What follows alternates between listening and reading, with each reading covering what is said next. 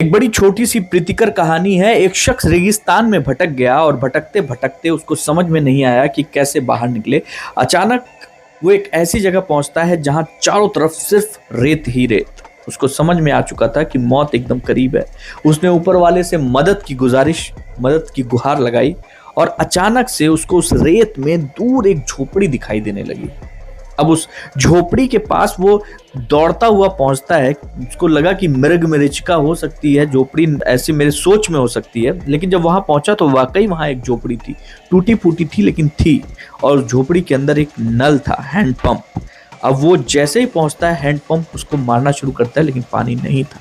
उसको समझ में आ गया कि मौत एकदम करीब है। अचानक से ऊपर देखता है तो ऊपर से एक रस्सी से एक बोतल लटकी हुई थी, उसमें थोड़ा सा पानी था और साथ में एक और बोतल रखी हुई थी, उसके अंदर एक कागज का टुकड़ा था।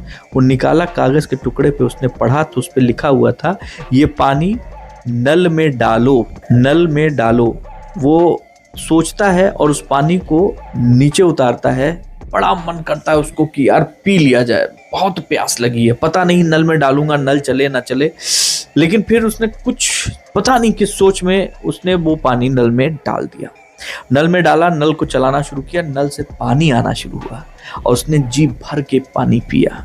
पानी पीने के बाद थोड़ी देर में निढाल हो गया। अचानक उसको जब ताजगी महसूस हुई, उठा और उसके बाद उसने उस बोतल में वापस पानी भरा और उसके पास जब उसकी आंखें खुली तो देखता है एक और बोतल है, उसमें एक पेन है और एक नक्शा रखा हुआ है। वो नक्शा उस रेगिस्तान से बाहर निकलने का था और जैसे ही वो उस नक्शे को देखता है और उसको देखता है तो उसके समझ में आ जाता है कि कोई भटका हुआ था जिसको राह मिली, मैं भटका अब मुझे राह मिली।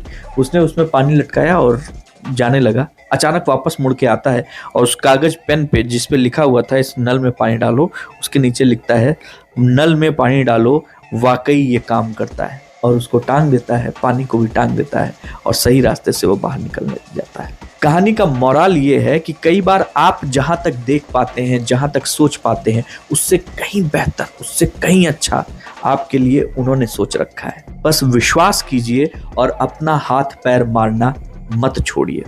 यकीनन आप रेगिस्तान पार कर ले जाएंगे। कहानी कैसी लगी कमेंट में जरूर बताइएगा।